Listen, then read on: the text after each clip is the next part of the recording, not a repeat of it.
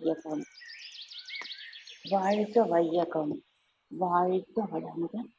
குரு வாழ்க, குருவே துணை. தியானமே யோகம், யோகமே ஞானம். தமிழ் ஆனந்த யோகம். வாழ்க வளமுடன். இன்றைய சிந்தனை துளிகள். துன்பம் எப்படி வருகிறது? இயற்கை துன்பங்களை தவிர்த்து மற்ற பிற துன்பங்கள் மனிதர்களுக்கு 3 விதத்தில் வருகிறது. அவையாவன: 1, பிறரால் நமக்கு வரக்கூடியது. 2, நமக்கு நாமே தேடிக்கொள்வது. 3, கர்ம வினைகளான சஞ்சித கர்மம், பிராரப்த கர்மம் ஆகியவற்றால் வருவது. மேற்கூறிய 3 செயற்கை துன்பங்களை ஏற்றுக்கொள்வதும் பொறுத்து கொள்வதும் ஒழுக்கத்தின் கீழ் மட்டுமே வரும். பிறர் நமக்கு துன்பம் கொடுக்கும் போது அதற்கு எதிர்வினை செய்யக்கூடாது, மாறாக பொறுத்து கொள்ள வேண்டும். Do not react, do respond என கூறுவார்கள். நமக்கு நாமே எடுத்துக்கொள்ளும் துன்பங்களை தெரிந்திருந்த போதிலும் பழக்கத்தின் வழியினாலும் மயக்கத்தின் வழியினாலும் அவைகளை திரும்ப திரும்ப செய்து கொண்டே இருக்கிறோம். அதனால் பொறுத்து கொள்வதை தவிர வேறு வழி இல்லை. ஆனால் நடைமுறையில் பிறர் கொடுக்கும் துன்பங்களையும் வினை பதிவுகளால் வரும் துன்பங்களையும் மனிதர்களால் பொறுத்து கொள்ள முடிவதில்லை. இதற்காக இறைவனிடம் சென்று வாக்குவாதம் செய்கிறார்கள். பொதுவாகவே பிறர் தரும் துன்பங்களை நாம் அவர்களுக்கே திரும்ப கொடுத்து விடுகிறோம். வள்ளுவர் தன் குறளில், இன்னா செய்தார்க்கும் இனியவே செய்யாக்கால் என்ன பயத்ததோ சால்பு, துன்பம் கொடுப்பவனுக்கு நீ நன்மையே செய் என்கிறார். தமக்கு தீமை செய்தவர்க்கும் நன்மையே செய்யாவிட்டால் சான்றாண்மையினால் பயன்தான் என்ன? இன்னொரு குறளில், உற்ற நோய் நோன்றல் உயிர்க்கு உருகன் செய்யாமை அற்றே தவத்திற்குரு, தான் பெற்ற துன்பத்தை பொறுத்தலும் மற்ற உயிர்களுக்கு துன்பம் செய்யாதிருத்தலும் ஆகியவையே தவத்திற்கு வடிவமாகும். ஒருவர் தவம் செய்து நல்ல உணர்வு நிலையில் இருக்கிறேன் என்றால் அவர் தனக்கு வந்த துன்பத்தை பொறுத்து கொள்வார், பிற உயிர்களுக்கு துன்பம் தரமாட்டார். மேலும் ஆசான் வேதாத்ரி மகர்ஷி அவர்களின் தத்துவப்படி ஆழ்ந்து சிந்திப்போமானால், ஒருவரின் கர்ம வினையின்படி துன்பத்தை ஏற்றுக்கொள்ளக்கூடிய சூழ்நிலை வரும்போதுதான் அவருக்கு துன்பம் வரும். அதாவது அவருடைய கர்ம வினை ஒன்று கழிவதற்கான நேரம் வரும்போது மட்டுமே அது துன்பமாக வரும். துன்பத்தினை ஒருவர் ஏற்றுக்கொள்ள தயாராக இருக்கும் போதுதான் அதற்குரிய கர்மவினை கழிவதற்கான செயலை செய்யக்கூடிய ஒருவரை இயற்கையானது அவருடன் நம்மை இணைத்து வைக்கும். நமது கர்மவினை அவரை அழைத்து வந்து துன்பத்தை கொடுத்தது என்றுதான் பொருள் கொள்ள வேண்டும். அதுதான் உண்மையாக இருக்கும். நாமே நமக்கு துன்பங்களை விளைவிக்கும் பொழுது அது கர்ம வினைகளை கழிப்பதற்காக அல்ல எனவும் புரிந்து கொள்ள வேண்டும். இறைஞான ஆசிரியர் நன்மணி ஐயா அவர்கள். நன்றி ஐயா. வாழ்க வளமுடன். வாழ்க வளமுடன். நன்றி அம்மா. வாழ்க வளமுடன். துன்பம் எப்படி வருகிறது? துன்பம் என்ற வார்த்தை இந்த உலக சமுதாயத்தில் மனிதர்களிடையே மிகவும் ஊறிப்போன ஒரு வார்த்தையாக மாறிவிட்டது. இந்த சமுதாயத்தில் வாழ்க்கை என்றால் என்ன என்று சொல்லித்தரக்கூடிய இந்த சமுதாயத்தில் துன்பம் என்றால் என்ன என்ற ஒன்றை சொல்லிக் கொடுக்காமல் விட்டது இன்று பெரும் துன்பத்துக்கு சமுதாயம் ஆட்பட்டிருக்கிறது என்பதற்கான காரணமாக அமைகிறது. துன்பம் என்பது இயற்கையில் துன்பம் என்பது இல்லை என்று நாம் பொதுவாக சொல்லுவோம். இப்பொழுது துன்பத்தை 2 வகையாக பிரிக்கிறோம். ஒன்று இயற்கை துன்பம், இன்னொன்று செயற்கை துன்பம் என்று பிரிக்கிறோம்.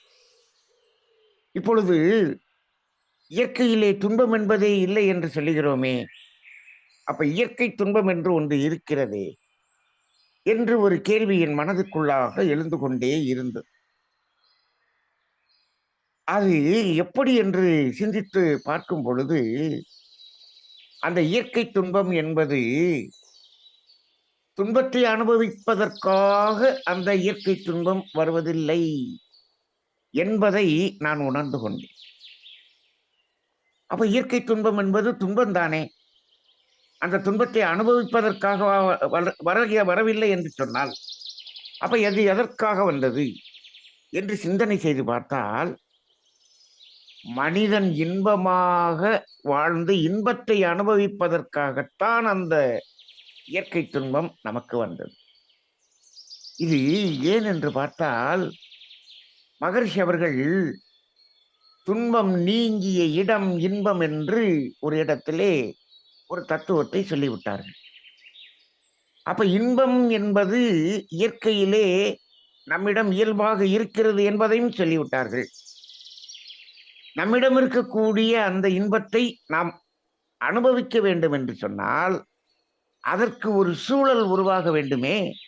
அதை இயற்கை உருவாக்கி கொடுக்கிறது. சொல்லுவார்கள், நிழலின் அருமை வெயிலில் இருந்தால் தான் தெரியும் என்று சொல்லுவார்கள் அல்லவா? அதுபோல நாம் இன்பத்தை உணர வேண்டும் என்று சொன்னால், அந்த இயற்கை துன்பம் என்ற ஒன்று வரும்பொழுது அதை அந்த துன்பத்தை நிறைவு செய்து கொள்ளும் போது துன்பம் நீங்கிய இடம் இன்பம் என்று வருகிறது. இந்த இயற்கை பாருங்கள், இயற்கை துன்பத்தையும் கொடுத்து அதை நிறைவு செய்வதற்கான அத்துணை வளங்களையும் கொடுத்து விட்டது. அங்கு எதிலும் குறை என்பதே இல்லை. இது மட்டுமல்ல, இன்பத்தை அனைவரும் உணர்ந்து அனுபவிக்க வேண்டும். ஏனென்று சொன்னால் அனைவருள்ளும் இருக்கிறது. அதனால் இந்த இயற்கை துன்பம் அனைவருக்கும் பொதுவாக வருகிறது. அனைவருக்கும் என்று சொல்லும்போது மனிதர்களுக்கு மட்டுமல்ல, எல்லா உயிரினங்களுக்கும் இந்த இயற்கை துன்பம் என்பது பொதுவானது.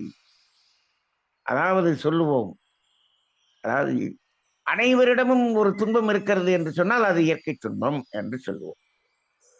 ஆக இந்த இயற்கை துன்பம் என்பது நாம் இன்பத்தை அனுபவிப்பதற்காக வருவது.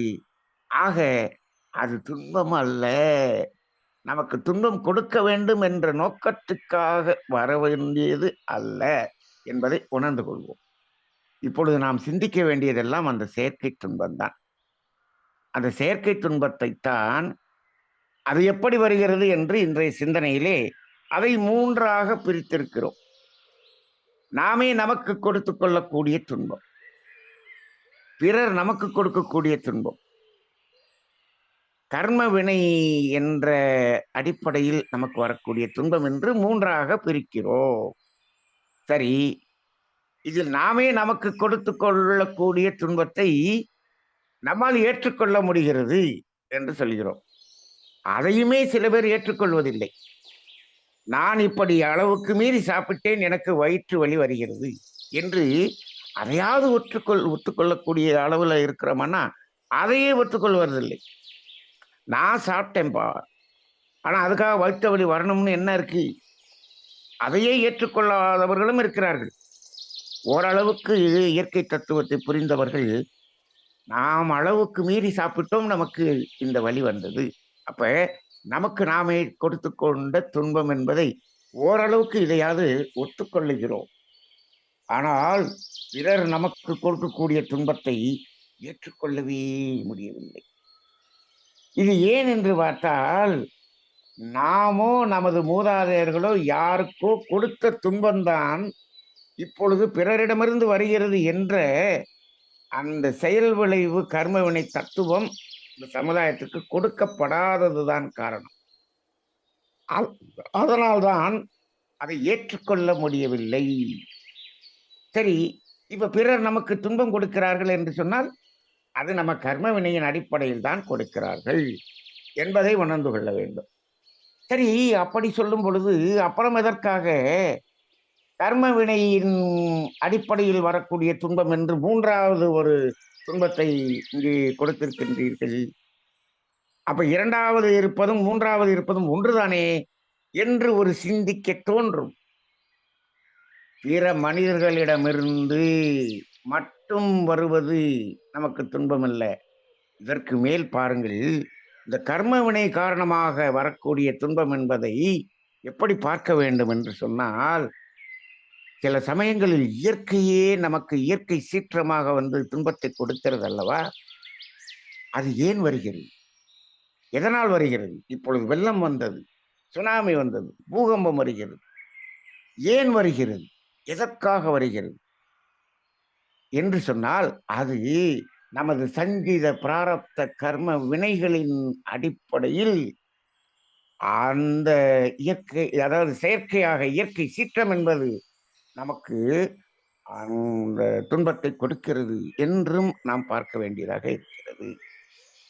இப்போ இந்த இடத்திலே இதையெல்லாம் உணர்ந்து கொள்ளும் போது, எதற்காக இந்த துன்பம் எப்படி வருகிறது என்று எதற்காக சிந்திக்கிறோம் என்று சொன்னால், இதெல்லாம் எப்படி வருகிறது என்று தெரிந்து கொண்டால் அதை எப்படி நாம் சமன் செய்து கொள்வது, அதற்கு என்ன செய்வது என்பதை நாம் உணர்ந்து கொள்வதற்காகத்தான் இந்த சிந்தனை. அப்ப என்ன சொல்கிறோம்? துன்பம் யாரேனும் நமக்கு கொடுத்தாலும் அதை என்ன பண்ணணும்? அதை ஏற்றுக்கொண்டு தாங்கிக் கொள்ள வேண்டும். ஏன்? நமக்கு வரவேண்டியதுதான் வந்திருக்கிறது, நாம் கொடுத்ததுதான் திருப்பி வந்திருக்கிறது என்ற அளவில் அதை தாங்கிக் கொள்ள வேண்டும். இதை இன்னும் ஒருபடி மேலே போய் வள்ளுவர் என்ன சொல்றார்? துன்பம் கொடுத்தவர்க்கும் நீங்கள் என்ன செய்ய வேண்டும் என்று சொன்னால், துன்பம் போக்கும் செயலை செய்கின்றார். நான் செய்தார்க்கும் இனியதே செய் என்று சொல்லுகிறார்.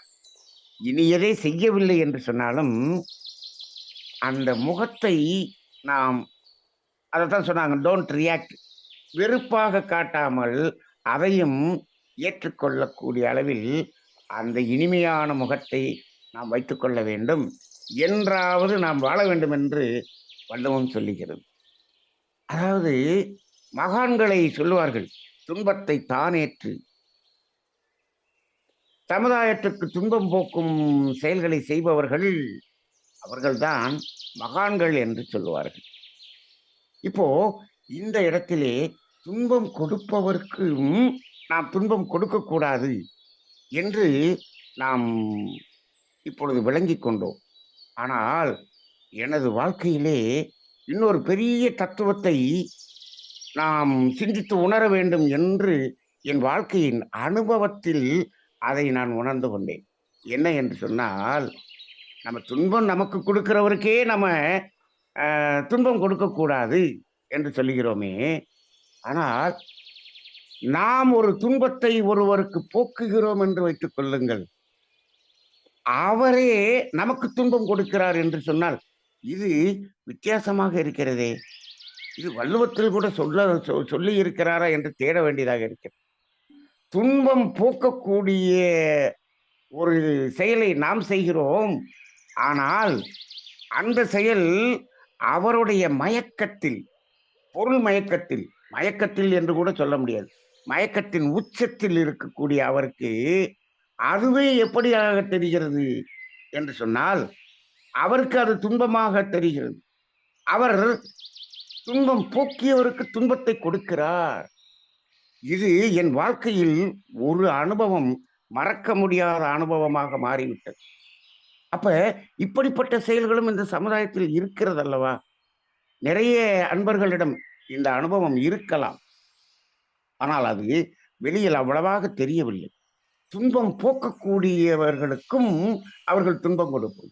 நீங்கள் சில இடத்தில் செய்து சொல்லி பாருங்கள், அவர்களுடைய நன்மைக்காக நீங்கள் சொல்லுவீர்கள், அவர்கள் உங்களை உதாசீனப்படுத்தி உங்களுக்கே அவமானம் படுத்தி உங்களை துன்பப்படுத்தக்கூடிய ஒரு நிலையை ஆங்காங்கே பார்க்கிறோம் பார்க்கிறோம்.